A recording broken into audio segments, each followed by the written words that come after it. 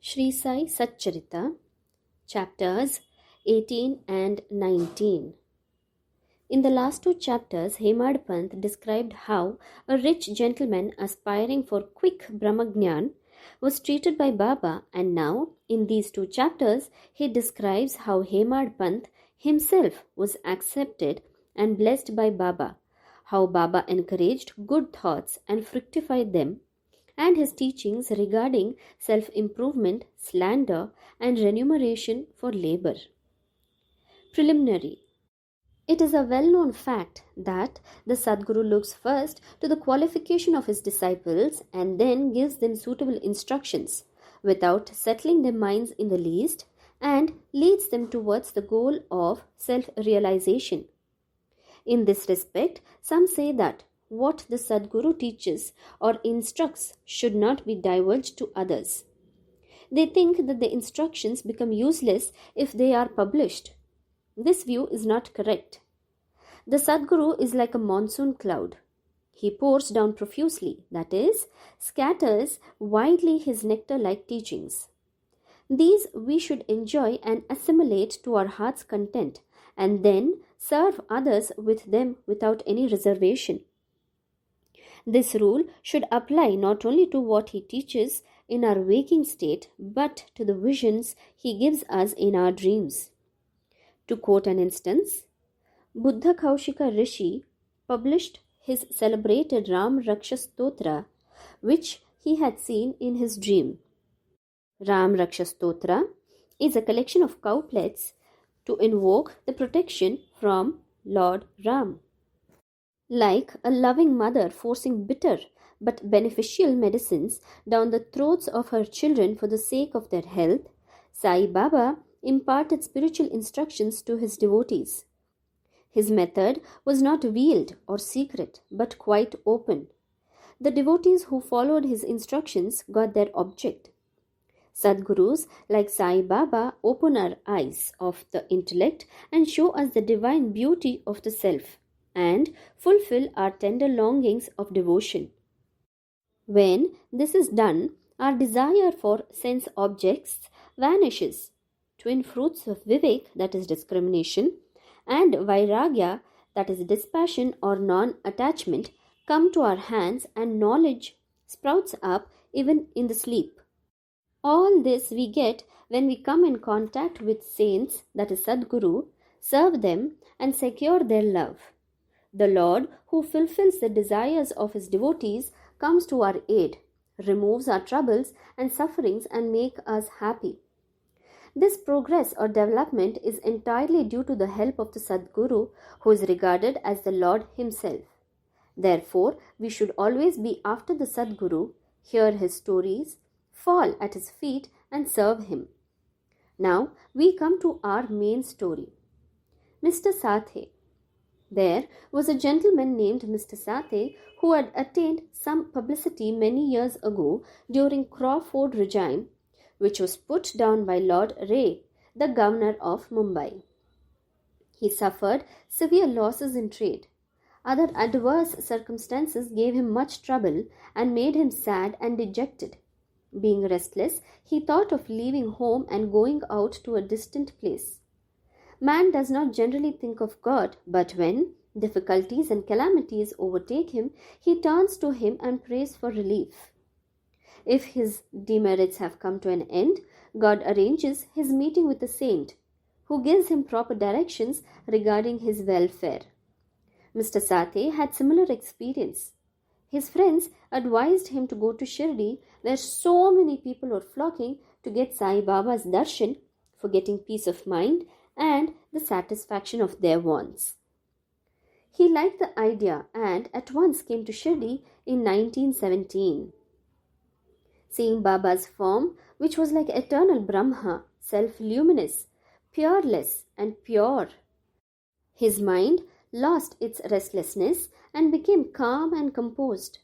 He thought that it was the accumulation of merits in his former births that brought him to the holy feet of Baba. He was a man of strong will. He at once started to make a Parayana or a study of Guru Charitra. When the reading was finished in the Saptaha, that is 7 days, Baba gave him a vision that night. It was to this effect. Baba, with Guru Charitra in his hand, was explaining its contents to Mr. Sathe, who was sitting in front and listening carefully. When he woke up, he remembered the dream and felt very happy. He thought that it was extremely kind of Baba, who awakens souls like this that are snoring in ignorance and makes them taste the nectar of Guru Charitra. Next day, he informed Kaka Saheb Dikshit of his vision and requested him to consult Sai Baba regarding its meaning or significance, whether one saptaha, that is, a week's study or reading, was sufficient, or whether he should begin again. Kaka Saheb Dikshit then got a suitable opportunity, asked Baba, Deva, what did you suggest to Mr. Sathe by this vision? Whether he should stop or continue the saptaha. He is a simple devotee. His desire should be fulfilled. Then Baba replied, he should make one more saptaha of the book. If the work be studied carefully, the devotee will become pure and will be benefited. The Lord will be pleased and will rescue him from the bondage of the mundane existence. At this time, Hemadpant was present there. He was shampooing Baba's legs. When he heard Baba's word, he thought in his mind, what? Mr. Sathe read for a week only and he got a reward, and I am reading it for 40 years with no result. His 7 days stay here becomes fruitful, while my 7 years stay, that is from 1910 to 1917, goes for nothing. Like a chatak bird, I am ever waiting for the merciful cloud, that is Baba, to pour its nectar on me and bless me with his instruction. No sooner did this thought cross his mind, Baba knew it then and there. It was the experience of the Bhaktas that Baba understood all their thoughts and that he suppressed the evil thoughts and encouraged the good ones.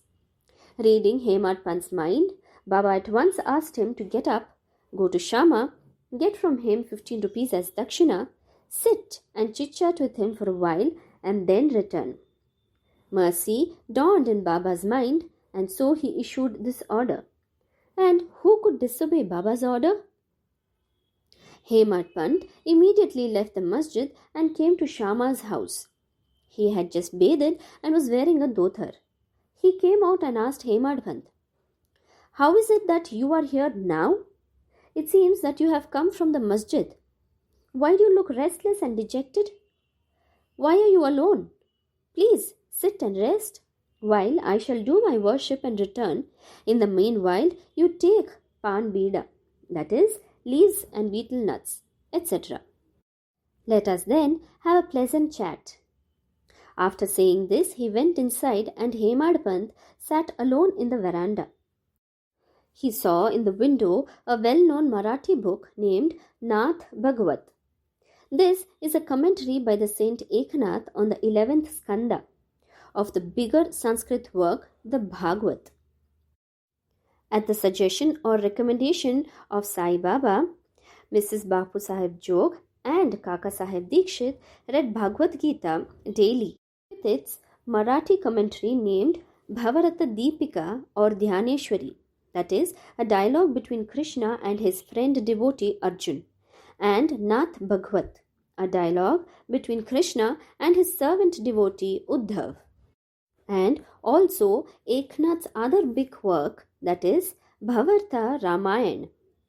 When devotees came to Baba and asked him certain questions, he sometimes answered them in part and asked them to go to and listen to the readings of the above mentioned works, which are the main treatises of Bhagavat Dharma. When the devotees went and listened, they got full and satisfactory replies to their questions. Hemadpant also used to read daily some portions of Nath Bhagavat. That day, he did not complete the daily portion of his reading, but had left it unfinished in order to accompany certain devotees who were going to the masjid. When he took up the book from Shama's window and casually opened it, he found, to his surprise, that the unfinished portion opened up. He thought that Baba sent him very kindly to Shama's house for enabling him to complete his daily reading. So he went through the unfinished portion and completed it. As soon as this was over, Shama, after doing worship, came out, and the following conversation took place between them. Hemadpant, I have come with a message from Baba. He has asked me to return with 15 rupees as dakshina from you. Also to sit with you for a while and have a pleasant chit-chat and then return to the masjid with you.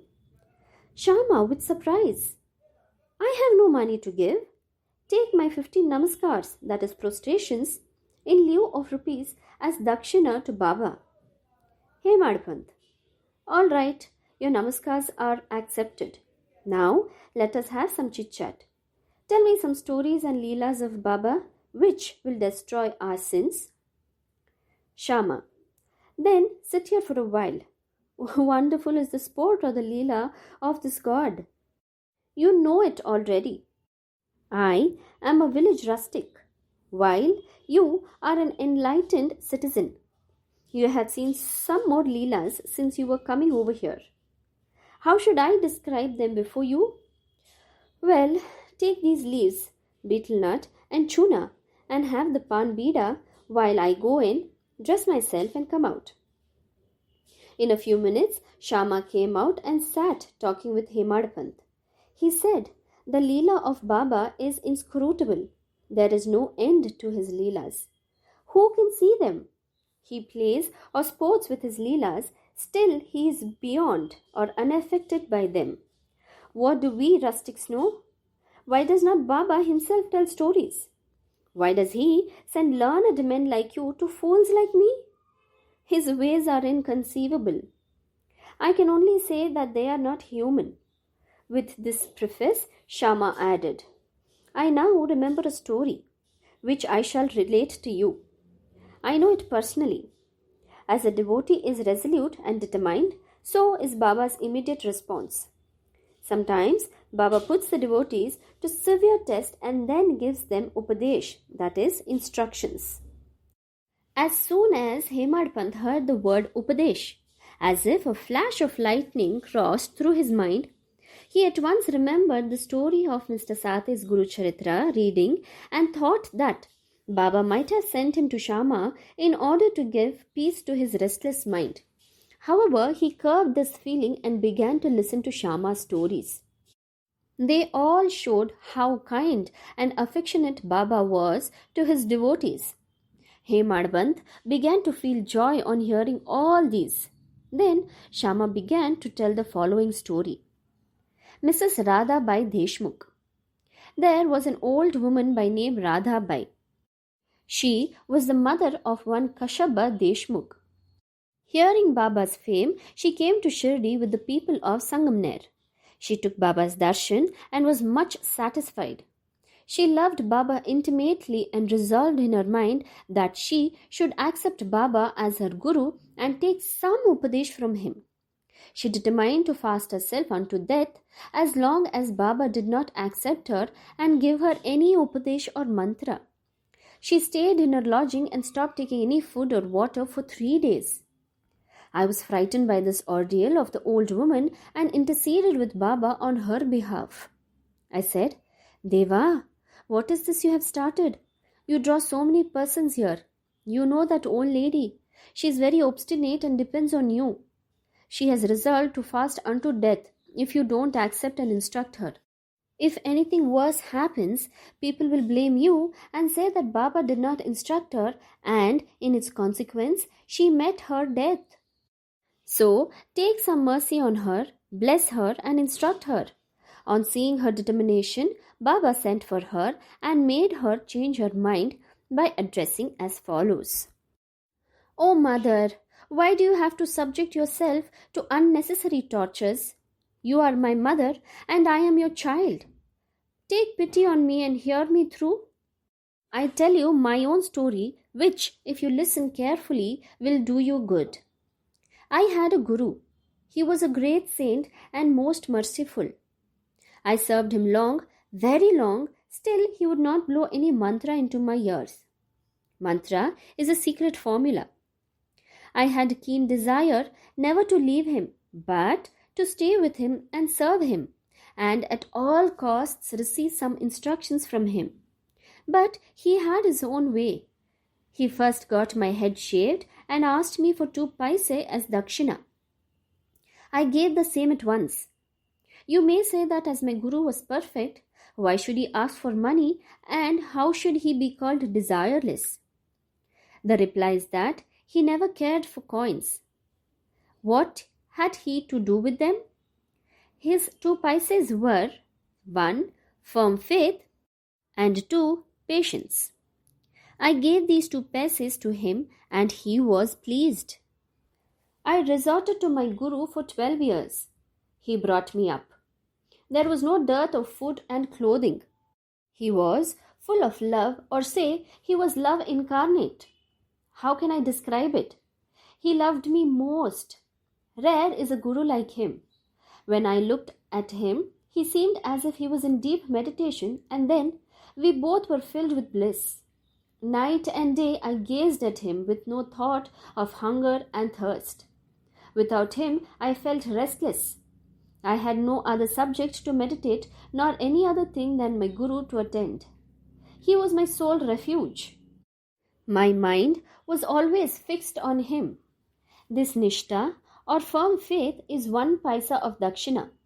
Saburi, that is patience, is the other paisa. I waited patiently and served my guru.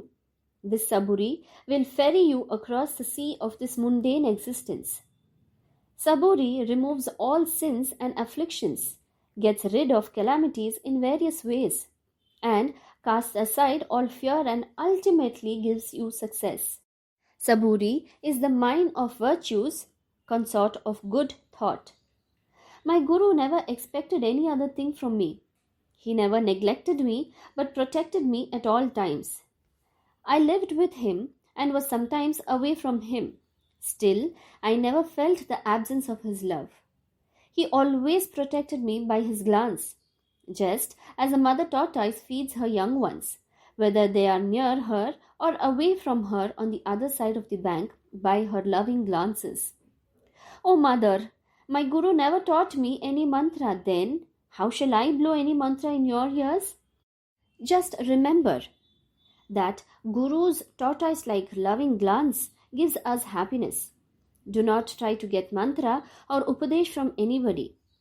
Make me the sole object of your thoughts and actions, and you will no doubt attain Paramatma. That is the spiritual goal of life. Look at me wholeheartedly, and I, in turn, look at you. Sitting in this masjid, I speak the truth, nothing but the truth. No sadhana or proficiency in the 6 shastras is necessary. Have faith and confidence in your guru. Believe that guru is the sole actor or doer. Blessed is he who knows the greatness of his guru and thinks him to be Hari, Hara and Brahma. That is the Trimurti incarnate. Hari is Lord Vishnu, Hara is Lord Shiva, Brahma is Lord Brahma. Instructed in this way, the old lady was convinced. She bowed to Baba and gave up her fast. Hearing the story carefully and attentively and marking its significance and appropriateness, Hemadpant was most agreeably surprised. On seeing this wonderful Leela of Baba, he was moved from top to toe. He was overflowing with joy. His throat was choked and he was not able to utter a single word. Shama, on seeing him in this condition, asked him, "What is the matter with you? Why are you silent? How innumerable Leelas of Baba shall I describe?" Just at this time, the bell in the masjid began to ring, proclaiming that the noon worship and arti ceremony had begun. Therefore, Shama and Hemadpant hurried to the masjid. Bapu Sahib Jog had just started the worship. Women were up in the masjid and men were standing below in the open courtyard. And they were all singing the arti in chorus to the accompaniment of drums. Shama went up, pulling Hemadpant with him. He sat to the right and Hemadpant in front of Baba. On seeing them, Baba asked Hemadpant to give the dakshina brought from Shama. He replied that Chama gave namaskars in lieu of rupees and that he was there in person. Baba said, "All right, now let me know whether you both had a chit-chat, and if so, tell me all that you talked about." Not minding the sounds of the bell, the drum, and the chorus songs, Hemadpant was eager to tell what they had talked and started to narrate it. Baba was also anxious to hear, and so he left the bolster and leaned forward. Hemadpant said all that they talked about was very pleasant, especially the story of the old lady was most wonderful, and that on hearing it, he thought that his Leela was inexplicable, and under the guise of that story, he really blessed him. Baba then said, "Wonderful is the story. How were you blessed? I would like to know everything in detail from you. So tell me all about it." Then Hemadpant related in full the story which he had heard a little while before and which he had made a lasting impression on his mind. Hearing this, Baba was much pleased and asked him, "Did the story strike you and did you catch its significance?" He replied, "Yes, Baba. The restlessness of my mind has vanished and I have got true peace and rest and come to know the true path." Then Baba spoke as follows, "My method is quite unique. Remember well this one story and it will be very useful. To get the knowledge or realization of the self, dhyan or meditation is necessary. If you practice it continuously, the vrittis, that is the subtle thoughts, will be pacified. Being quite desireless, you should meditate on God who is in all the creatures, and when the mind is concentrated, the goal will be achieved. Meditate always on my formless nature, which is knowledge incarnate, consciousness, and bliss. If you cannot do this, meditate on my form from top to toe as you see here night and day. As you go on doing this, your vrittis will be single-pointed, and the distinction between dhyata, that is, meditator, dhyana, the act of meditation, dhyeya, thing meditated upon, will be lost, and the meditator will be one with the consciousness and be merged in the Brahma. The mother tortoise is on one bank of the river, and her young ones are on the other. She gives neither milk nor warmth to them. Her mere loving glances give them nutrition. The young ones do nothing but remember, that is, meditate upon their mother. The tortoise glance is to the young ones the only source of sustenance and happiness. Similar is the relation between the Guru and disciples. When Baba uttered these words, the chorus of the Aarti songs was over, and all cried out loudly in unison, "Victory be to our Sadguru Sai Maharaj, who is pure consciousness, knowledge and bliss." That is, Shri Sachidananda Sadguru Sainath Maharaj Ki Jai. Dear listeners, let us imagine that we are at this time standing amongst the crowd in the masjid, and let us join them in this Jai Jaikar. After the Aarti ceremony was over, prasad was distributed. Bapu Sahib Jog came forward as usual and after saluting Baba, gave into his palm a handful of sugar candy. Baba pushed all this into the hands of Hemadpant and said to him, "If you take this story to heart and remember it well, your state will be as sweet as the sugar candy.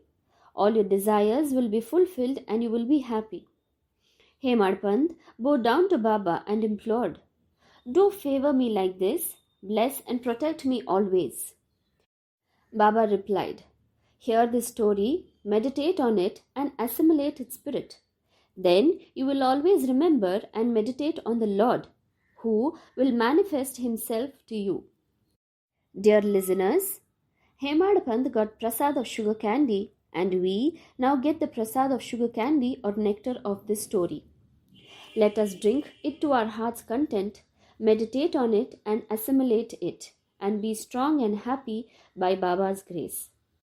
Towards the end of the 19th chapter, Hemadpant had dealt with some other matters which are given below.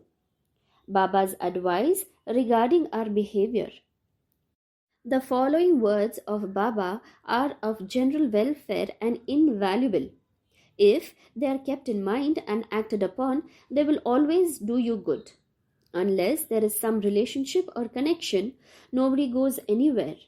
If any men or creatures come to you, do not discourteously drive them away, but receive them well and treat them with due respect. Sri Hari, that is the Lord, will be certainly pleased if you give water to the thirsty, bread to the hungry, clothes to the naked, and your veranda to strangers for resting. If anybody wants any money from you and you are not inclined to give, do not give, but do not bark at him like a dog. Let anybody speak hundreds of things against you. Do not resent by giving any bitter reply. If you tolerate such things, you will certainly be happy. Let the world go topsy-turvy. You remain where you are. Standing in your own place, look on calmly at the show of all the things passing before you. Demolish the wall of difference that separates you from me, and then the road of our meeting will be clear and open.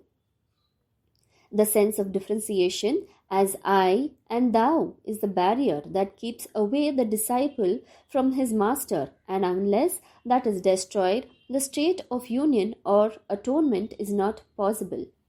Allah Malik, that is, God is the sole proprietor. Nobody else is our protector. His method of work is extraordinary, invaluable, and inscrutable. His will be done, and He will show us the way and satisfy our heart's desires. It is on the account of Runanabandh, that is, former relationship, that we have come together. Let us love and serve each other and be happy. He who attains the supreme goal of life is immortal and happy.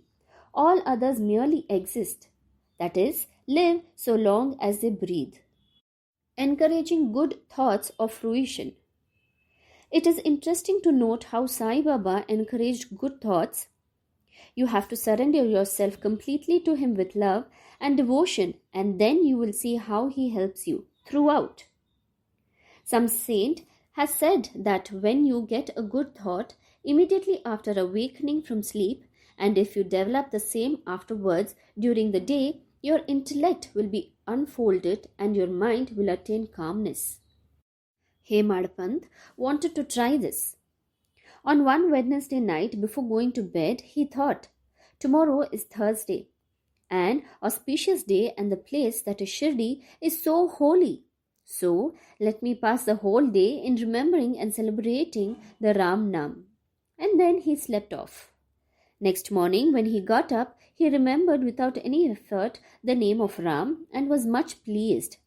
He then, after finishing his morning duties, went to see Baba with flowers.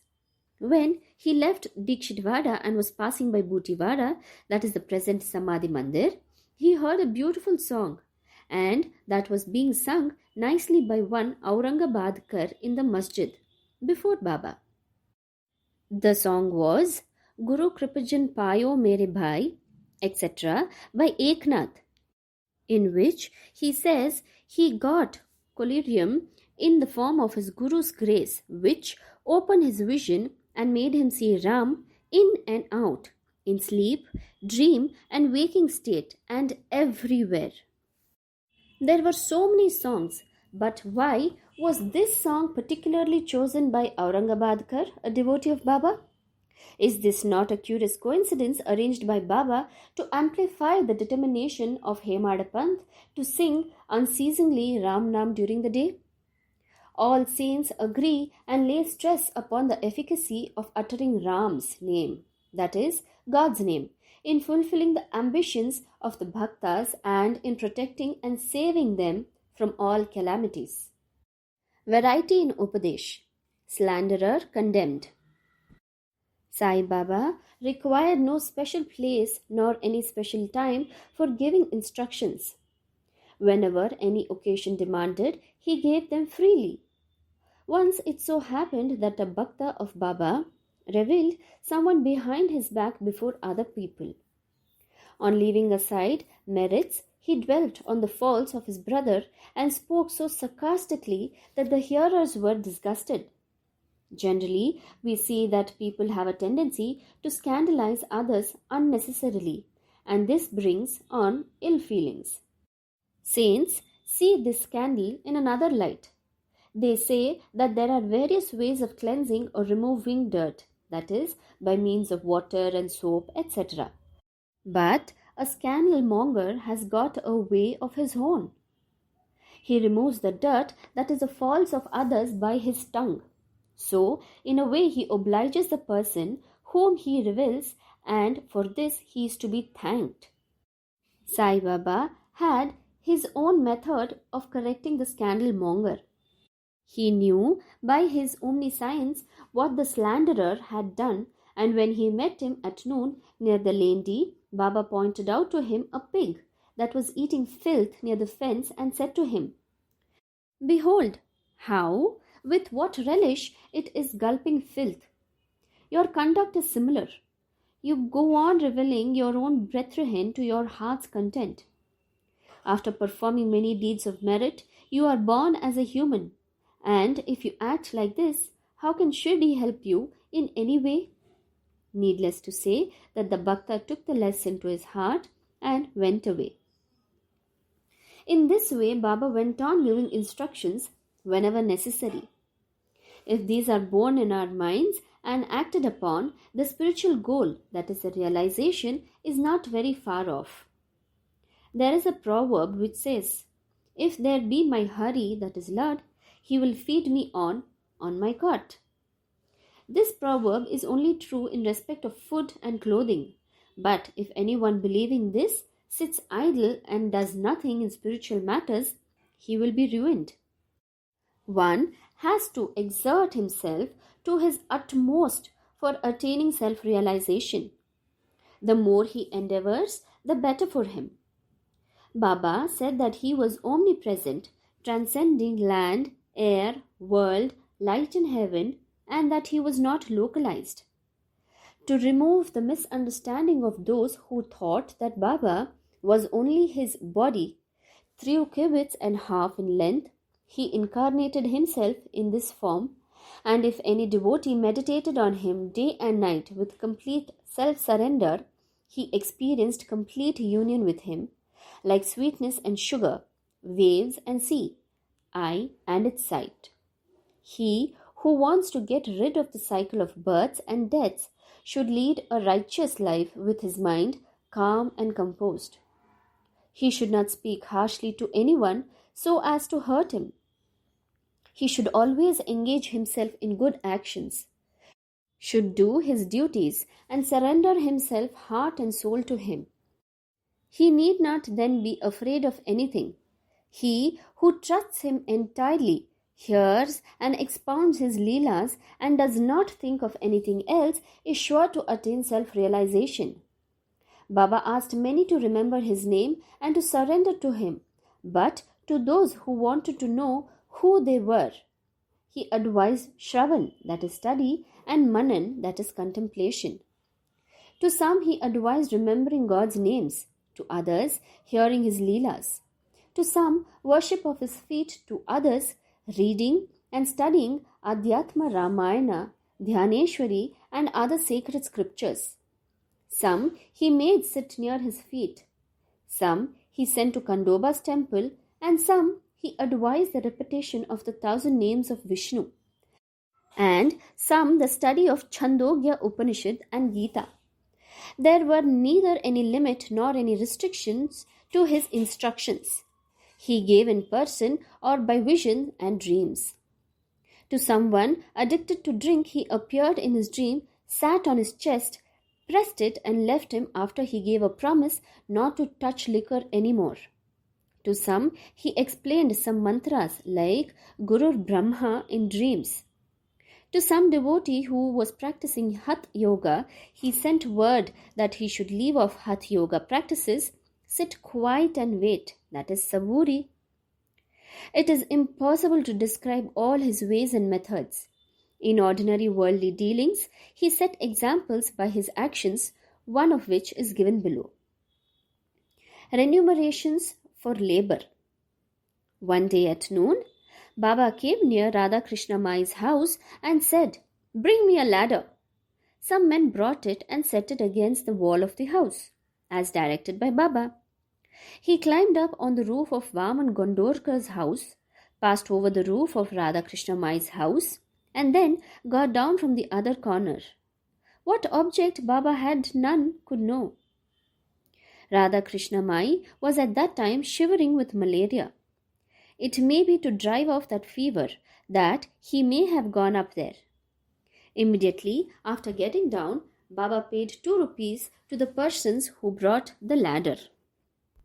Somebody asked Baba, why had he paid so much for this? He replied that nobody should take the labor of others in vain. The worker should be paid his dues promptly and liberally. If the principle taught by Baba was followed, that is, if the remuneration for labor be paid promptly and satisfactorily, the laborers will turn out better and both the laborers and the employers will be profited. And there will be no room for lockouts and strikes, no ill feeling between labor and capital. Om Sai Ram.